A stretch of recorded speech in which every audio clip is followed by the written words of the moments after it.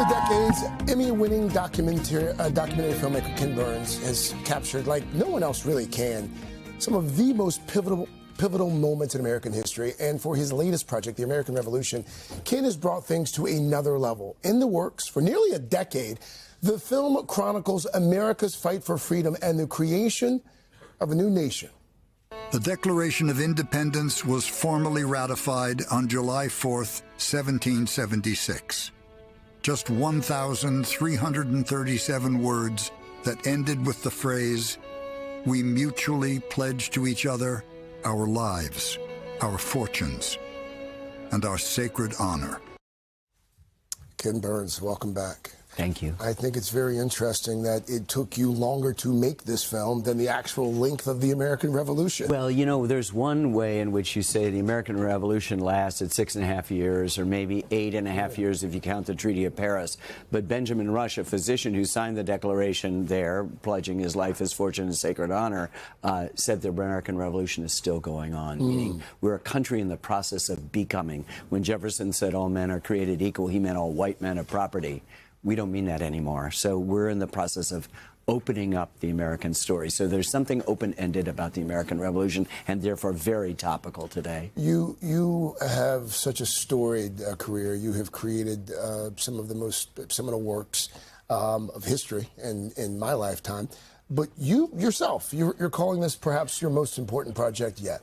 Why? I want to put it this way. I won't work on a more important project because I think knowing your origin story, particularly at a time of great division and disunion, to go back, first of all, to find out how bloody and divided we were during our revolution. It's not just guys in Philadelphia thinking great ideas. This is a revolution. It's a bloody one. It's a civil war, and it's a global war, the fourth global war over the prize of North America. So there's complexities to this story. But I think when you're in trouble, you want to go back and figure out what your origin is. And I think it's possible, and I've made this film for everybody that's not a focus group. I've traveled around the country. I've said the same thing to Joe Rogan as I've said to the New York Times editorial board, to his inner city kids in Charleston and Detroit.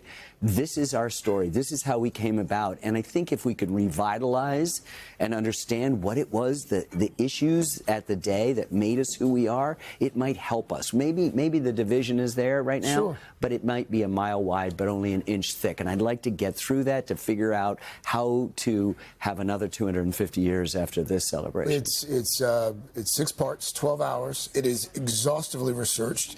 You do not romanticize the revolution at all. I want to show folks just some of the voices, some of the famous actors who lent their voice to this project.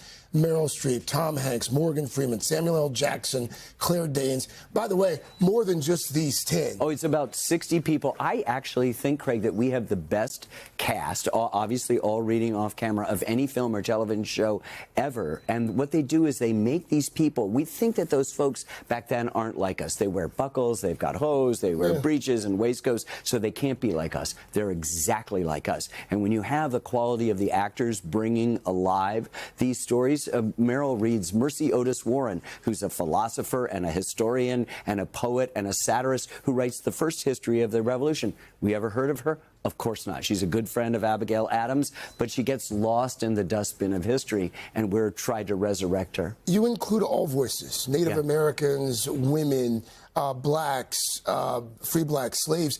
And you also really do a great job of not whitewashing who George Washington really was. You paint him as a very complicated figure in the history of this country. Yeah, absolutely.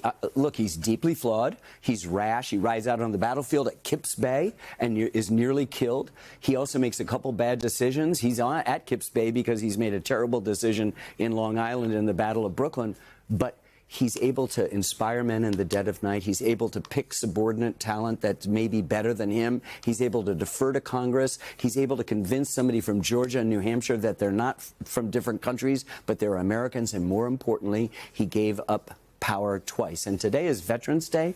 This is his standard. This is the Washington standard flag that flew over his tent. This is maybe the richest guy in America who is willing to sacrifice his life, his fortune, and his sacred honor. And not everybody back then was willing to do that. And not everybody now would even consider doing that for a cause. And I think you know, his example reminds us is that you can't, if you're looking for perfection, you're never going to find it. If you want to find somebody most responsible for why you and I are talking here, it's George Washington. On the eve of her 250th birthday, it is certainly a timely piece. Well done, my friend Ken Burns. Always good to see you. Thank you. It is called The American Revolution. It premieres on PBS Sunday night, November 16th. Watch it. Hey, thanks for watching. And don't forget, you can catch the Today Show every morning on NBC or take Today when you're on the go. Just follow the Today podcast on Apple Podcasts, Spotify, or wherever you listen.